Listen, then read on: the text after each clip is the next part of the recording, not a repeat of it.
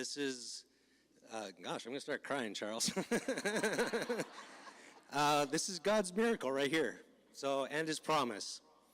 So, all in one. So, I cannot tell you just how much God has shown up. And I think the reason why Charles has me kind of talking is because I'm kind of the intruder here. I'm the outsider looking in. I'm the one who got blessed and kind of was brought into this chaotically loving family. And so I'm just going to share from an outsider's perspective first what I came into, what I witnessed, and what I'm seeing now, because it is nothing short of a miracle.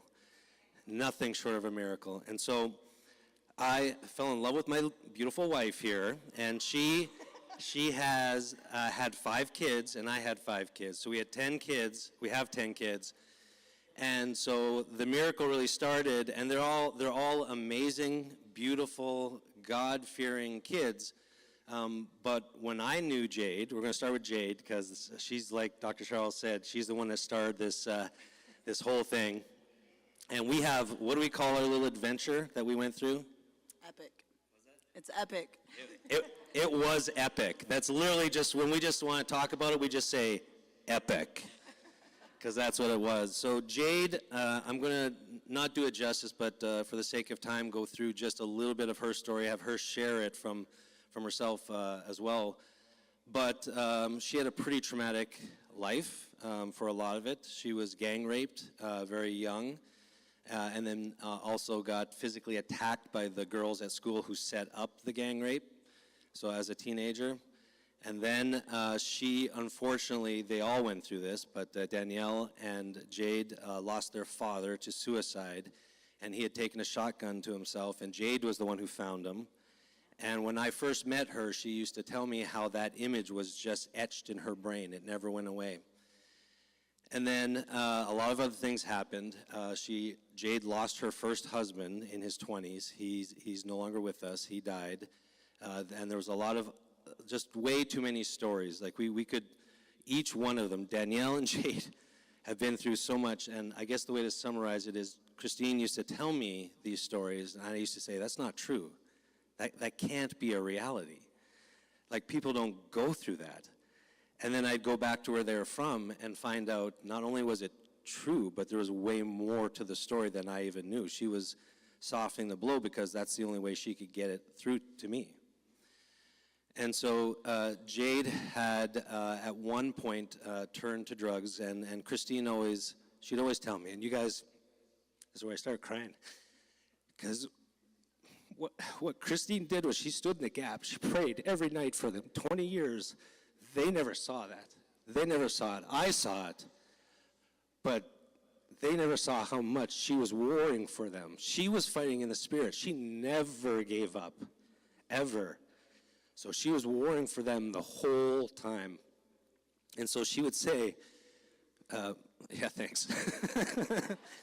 She would say, my Jade is so sweet. She never touched drugs. She never didn't want to do anything. She would lay with the animals. She would take care of the animals. They had a little hobby farm, and what they didn't have, they like rescued from, I'm pretty sure the neighbors sometimes, but whatever. They just had all these animals. So just caring soul. But Jade turned to some pretty hard drugs, and I'll let them tell you the story of the drugs they went to.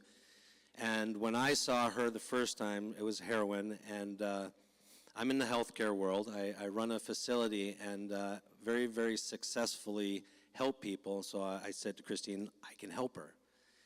And we tried to help her. And I'm telling you right now, it almost killed me. It legitimately almost killed me. I told Christine I'm never doing that again. Yeah, it was a workout. And so Jade came, and it was horrible. So I knew I'm kind of smart in the way that I don't ever make the same mistake twice for most things. So I said, I'm never going to do that again. And if we ever do it, it's going to be different. And so we got to a point here recently in the last year that Jade called us. And keep in mind, we'd hear from Jade about once a year at this point. She had switched from heroin to methadone, which is legalized heroin basically, and had been going to a methadone clinic every day for 10 years at this point. And she was seeing things in her house. And she was calling her mom at this point because she knew her mom was the one that could take care of it. For whatever reason, it was her mom that would take care of this, when nothing else her mom kind of had said or did during this time was ever important, so or would work. So she went, and she was talking with her, and she engaged, and then your mom basically said, at some point, you need deliverance. And so this was a new concept to us as well. We had been working or following Pastor Greg Locke during the shutdowns, and that was our introduction to deliverance. And so she took Jade down to Tennessee. Yeah. No, it was before that. So yeah. So this is the before that. Yeah. So she went down there, and that started the whole process. And then we had a plan after that to get Jade to Minnesota. And this is where God took over, completely took over. And Jade was on board. And Jade will tell you, and I'll let her say it, but she would tell us that she didn't believe she was bound by anything. She felt that she was free going through this process, even being on methadone. And her mom would say, you're not free. Say it again. You ain't free. Say it. Every time, you ain't free. And she says that. In case you haven't noticed, she's got this beautiful little attitude that comes with every statement that she makes. And so that's what Jade, she landed on that. And so she ended up committing to coming to Minnesota, and Christine says, I'm coming to get you, you're coming to Minnesota. And that's when chaos erupted, basically. The attack was on, and everything that could come at us really, really did. But we made a promise to the three of us. I knew, number one, I wasn't going to do what we did last time, which was just healthcare. Just doing it naturally ourselves. So this time our strategy was we were going to bring deliverance into it, and that was really the only difference. That was the only difference. And so, having said that, I was talking with my medical doctor friends about the level of methadone she was on, and she was on such a high dose. None of them had ever heard of a dose that high. 216 milligrams, and the patients we have treated and worked with, 60 milligrams is normal. And so it was enough really to tranquilize an elephant. And so she took it daily, yeah, for years. And so we actually set up, we had planned a 6-month slow weaning process to get off of it. Because what did they tell you at the clinic when you're on that methadone? It will kill you. You'll have seizures, you'll die, your heart will go in cardiac arrest, you'll just die. So that was what was coming out of her mouth all the time, fear, fear, fear. So, but we had promised each other that we were going to pray, listen to God's voice, listen to the Holy Spirit, and do one thing, be obedient. That was it. That's what we all agreed to, and we weren't going to make any rash decisions unless the three of us were in alignment and we had confirmation. So this was a 100% faith journey and faith walk. And so Jade came there, and we took her to the methadone clinic here in town to get her first dose and I had all the doctors lined up to start writing down her wean over the 6 months. And we showed up there, and her paperwork wasn't there. It was at the end of the day, so we called, and they said, oh, we sent it to the wrong clinic, and they sent it to Brainerd. Yeah, 12 times they sent it to the wrong clinic. They sent it to a clinic that doesn't even exist anymore. It's been closed for 5 years. So for the short version of that story is we went to a couple different clinics to get the wean and prescription over the next 3 days, and every time we showed up, it just wouldn't happen. We even Jade had the people on the phone saying we're faxing it now, and we're standing in the office waiting for the fax to come through, and it wouldn't come through. And so we prayed about it, and my wife and I got very, very clear that this is what God's will was, to go cold turkey.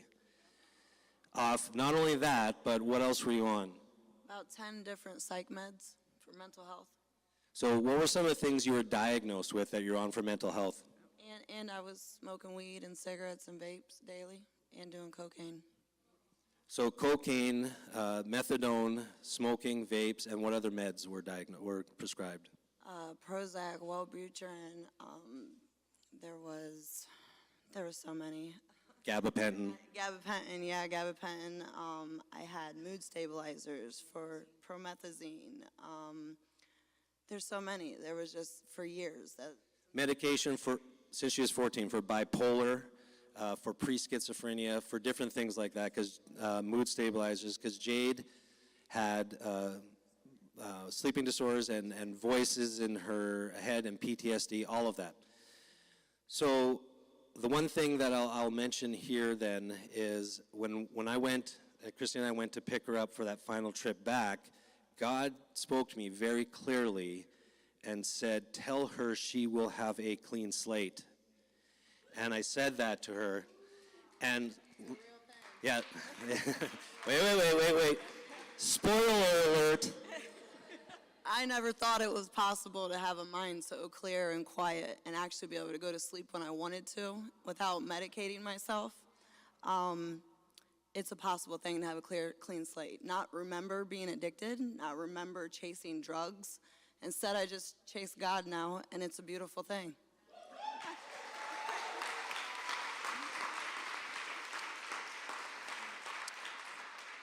And so she ended up coming to Minnesota, and honestly didn't believe she was going to get a clean slate. I do have one other thing too. You had said earlier when we first met that that image of your father was etched in your brain, and can you just make a comment on that?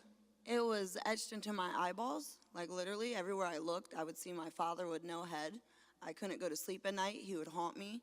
It would replay over and over like I was standing there. It was almost like the day that it happened, which was 6 weeks after I had my first child. It just never went anywhere. No matter where I looked, he was there. Now it's gone. It's gone. By the grace of God, it's gone. So Jade finds herself at our place, and admittedly, she thought we kind of had schemed to make her go cold turkey. She's like, Mom, this is your idea, cold turkey, because the clinic had told her she would die. And that was etched into her head. Every day, I had to reassure her that she wasn't going to die from not getting her dose. And after 4 days not on the program, they kick you out of the program for noncompliance. So you have no choice but to go cold turkey. So we were, or admit yourself, that's right. And so Christine and I both prayed about it, and God gave us peace. We just had a peace about it. And it was on she had been through Pastor Locke's deliverance, and then we had, on day 4, my nurse practitioner, I was talking about, I wish there was someone local who did deliverance. And my nurse practitioner who worked for me said, you need to call Charles. Yep. And I said, well, where is he? 5 minutes from the clinic. I'm like, what? So Burnsville, we're in Egan. And so Mary Bashara is the one who gave me your number, and we called you and emailed you and called you and set up a time to just come see you, and you were very gracious and saw us, and it was just to get to know us, to let us know about what you could do and stuff like that, just to see. I could tell it was like a feel for whether or not we were Christians, born again, all that stuff. So you were asking a bunch of questions. Christine's father was a very, very gifted pastor. She's a PK. And so they're very grounded in the faith. So Charles is like, let's do this now. And so the short version of that story, and Jade doesn't even remember this, I had Jade's little boy with me, and I was bouncing him on my lap, and Jade just manifested into a snake right then and there on the ground and started throwing up even though she hadn't eaten for 4 days. She threw up a garbage bag full of stuff that wasn't food. And we saw stuff like her back was hunching, and just, it was, I had never seen this, y'all.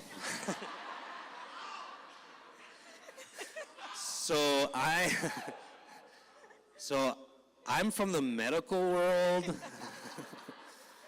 and so we tended to do things a little different. So my job was, I have about 4 or 5 degrees, and I turned into the most highly sought after babysitter in that moment right there. And that's what I did. I took the young child and I walked with him because that's what my degrees got me, right? Does that make sense, this crew? All right. So Jade lost 12 pounds of whatever was in her there. And she had not slept through the night, more than 15 minutes. And so we ended up getting to sleep, and my wife and I were exhausted at that time. It was Christine who was getting up and going in and being with Jade, and I would treat Jade. I would do cranials, I'd do some other stuff. We did IVs in our living room. We were basically doing all the stuff we can, but that night, my wife and I slept through the night. We woke up the next morning, and we looked at each other and said, did you go to her? And she said, no. And I said, no. And so we both had the, oh no, panic. Yeah, exactly. That's what we should have done. We should have said, praise Jesus. And instead we went, oh no. And we ran out to see if she was alive.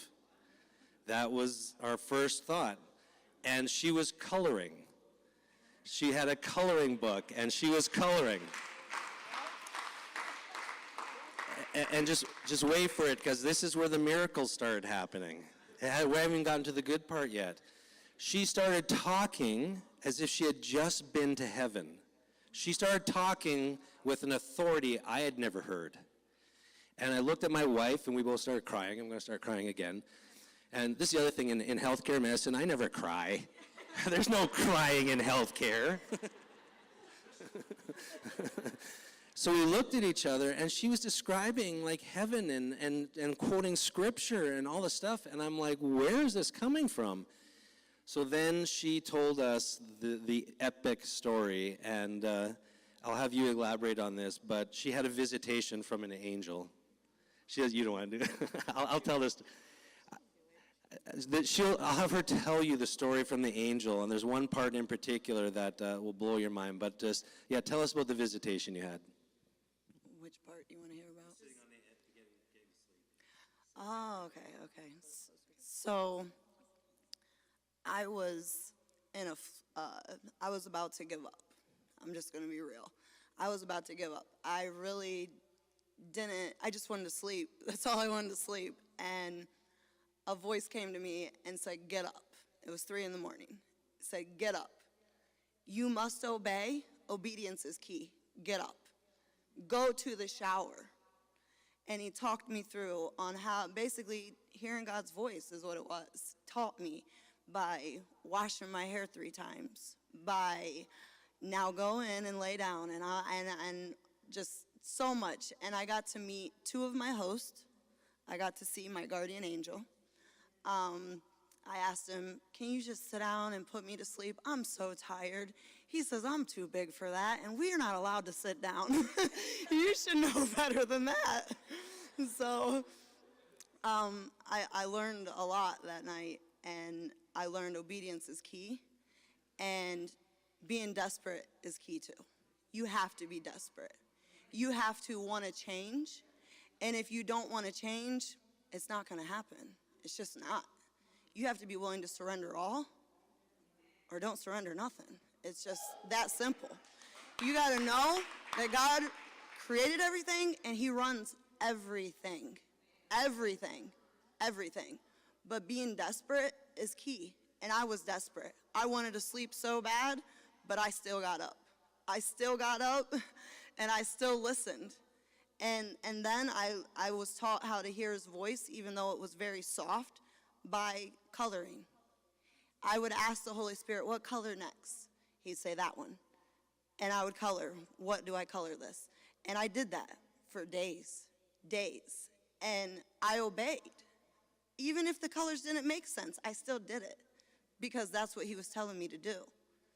And I learned his voice that way by coloring pictures. And it was amazing. And I didn't think those things were possible, but with God, all things are possible. Same with the clean slate. I heard that my whole childhood. I'm like, what are these people talking about? Clean slate. Like, I hear so much stuff in my head all the time. Like, what's a clean slate? And then I got it. And I'm like, wow, it's quiet. This is nice. Like, I can actually hear my own thoughts now. But obedience is key, and being desperate is key. Oh, yeah. One other thing. They knew that Troy would think I was a lunatic because I was talking about angels and hosts visiting me and describing what they looked like, because they don't look like nothing here, believe that. They're actual creatures. And they said, so he doesn't think you're hallucinating. Tell him that when he prays in the shower, my voice is so loud because of the water. I'm in the water. It magnifies the voice of God. So, but here's what you need to know about that. That's a question I've been asking in prayer for over 15 years, because God gave me an answer to one of my patients' problems, but only when I was in the shower.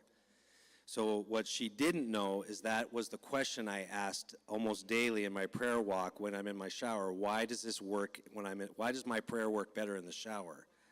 That was a question I prayed daily.